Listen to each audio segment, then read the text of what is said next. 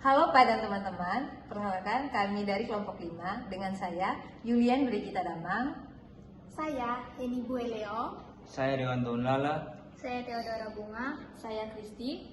Kami dari kelompok 5 akan menjelaskan tentang faktor-faktor yang mempengaruhi proses pembentukan endapan pada titrasi argentometri. Yang pertama adalah pengertian reaksi pengendapan. Reaksi pengendapan adalah suatu reaksi pembentukan endapan di dalam larutan atau padatan lain selama reaksi kimia. Endapan merupakan zat padat yang tidak larut dalam cairan tersebut. Endapan dapat terbentuk apabila konsentrasi senyawa melebihi kelarutan. Proses pengendapan dapat terjadi bergantung pada kelarutan dari zat terlarut. Yang kedua, saya akan menjelaskan tentang titrasi argentometri. Dasar titrasi argentometri adalah reaksi pengendapan di mana zat yang hendak ditentukan kadarnya diendapkan oleh larutan baku perak nitrat dan indikator kalium kromat. Zat tersebut misalnya garam-garam halogenida, sianida, tiosianida, dan fosfat. Titrasi dalam suasana asam menyebabkan perak kromat larut karena terbentuk di kromat, dan dalam suasana basa akan terbentuk endapan perak hidroksida.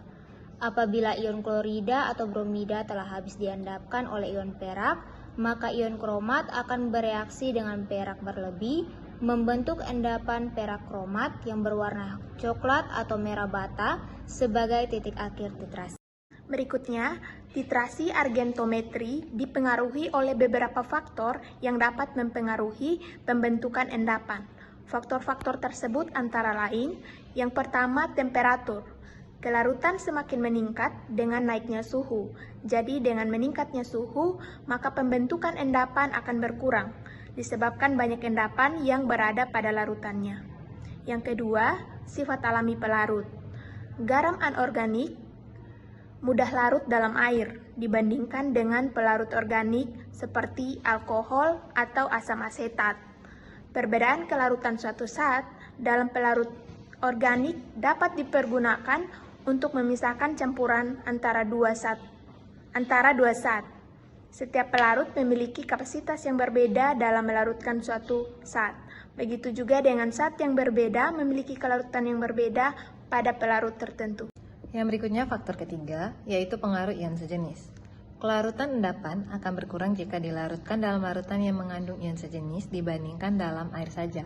Sebagai contoh, kelarutan FeOH3 akan menjadi kecil jika kita larutkan dalam larutan NH4OH dibanding dengan kita melarutkannya dalam air. Hal ini disebabkan dalam larutan NH4OH sudah terdapat sejenis ion yaitu OH-, sehingga akan mengurangi konsentrasi FeOH3 yang akan terlarut. Efek ini biasanya dipakai untuk mencuci endapan dalam metode gravimetri.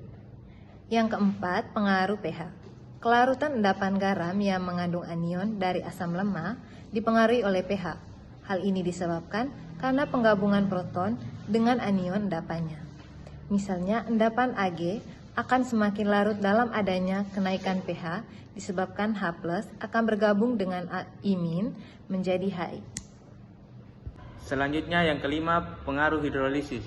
Jika garam dari asam lemah dilarutkan dalam air, maka akan dihasilkan perubahan konsentrasi H+, di mana hal ini akan menyebabkan kation garam tersebut mengalami hidrolisis dan hal ini akan meningkatkan kelarutan garam tersebut. Yang keenam, pengaruh ion kompleks. Kelarutan garam yang tidak mudah larut akan semakin meningkat kelarutannya dengan adanya pembentukan kompleks antara ligan dengan kation garam tersebut. Sebagai contoh, AgCl akan naik kelarutannya jika ditambahkan dengan NH3. Hal ini disebabkan karena terbentuknya kompleks AgNH3 2Cl